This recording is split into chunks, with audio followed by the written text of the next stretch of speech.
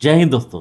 तो देश भर में भीषण गर्मी के बीच जनगणना का काम जो है वो तेजी से चल रहा है, लेकिन जमीनी स्तर पर ये काम जो है वो आसान नहीं दिख रही। कहीं लोग जो है वो निजी जानकारी साझा करने से हिचकिचा रहे हैं, तो कहीं शिक्षकों और कर्मचारियों को घरों के बाहर घंटों इंतजार जो है वो करना पड़ रहा है। खासतौर पे दिल्ली से लेकर गुरुग्राम, गोरखपुर, चंदौली, पंजाब, महाराष्ट्र और भोपाल तक जनगणना में लगे कर्मचारियों का कहना है कि इस भीषण गर्मी में जनगणना के लिए घर घर जाना और उसके बाद लोगों में जागरूकता की कमी है और लोगों के संकोच को सबसे बड़ा चुनौती बताया है। देश की राजधानी दिल्ली में जनगणना को लेकर कई तरह के मतभेद है। आमतौर पे जागरूकता की जो कमी है वो काफी ज्यादा ही है। इसी कारण राजधानी दिल्ली में जनगणना कराना बेहद ही मुश्किल हो रहा है। दिल्ली का जो पारा है वो अभी 40 से 50 डिग्री पार कर रहा है। इस परिस्थिति में भी सरकारी शिक्षक जो है वो जनगणना करने के लिए राजधानी के घरों घरों में डोर टू डोर जा रहे हैं, लेकिन उन्हें कई मुश्किलों का सामना भी करना पड़ रहा है। और ऐसा दिल्ली में ही नहीं, देश के हर हिस्से में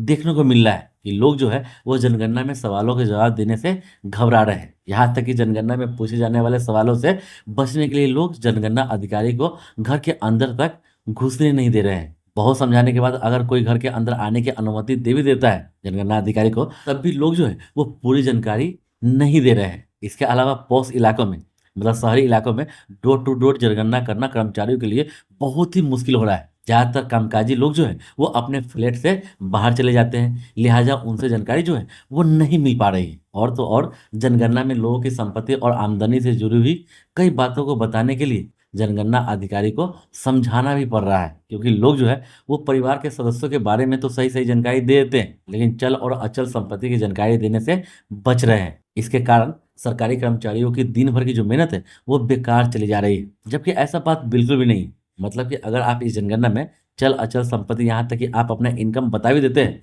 तब भी इनकम टैक्स डिपार्टमेंट को इससे कोई मतलब नहीं है और आपको इससे कोई परेशानी का सामना नहीं करना पड़ेगा। और जो जनगणना अधिकारी जनगणना कर रहे हैं उनका कहना है कि लोगों के पास सवालों से बचने का अलग अलग बहाना है। जैसे कुछ लोगों का कहना है कि सरकार के पास पहले से ही कई विभाग है जिनके पास संपत्ति से जुड़ी हुई जानकारी रहती ही है।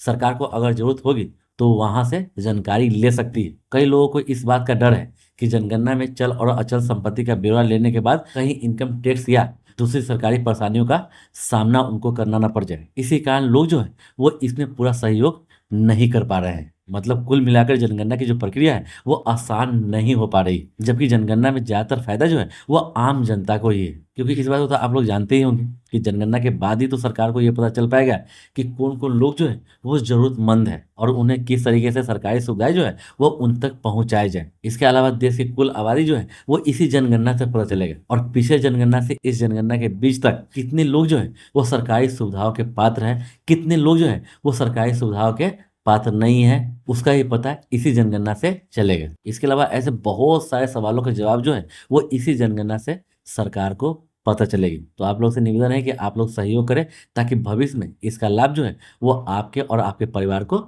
मिल सके। तो उम्मीद है कि आपको ये जानकारी जो है वो पसंद आया होगा और आप चाहते हैं कि ऐसा ही जानकारी आपको हमेशा मिलता रहे, तो उसके लिए इस चैनल को आप सब्सक्राइब जरूर कर लें। इसके अलावा सरकारी योजना, बैंक की, रेलवे से जुड़ा हुआ लेटेस्ट लेटेस्ट अपडेट सबसे पहले आपको मिलता रहे, कोई भी अपडेट आपसे कभी मिस नहीं हो सके, तो उसके लिए इस चैनल से आप जुड़ के रहे। तो फिर मिलते हैं अगली वीडियो में एक और लेटेस्ट अपडेट और नई जानकारी के साथ। जब तक के लिए जय हिंद।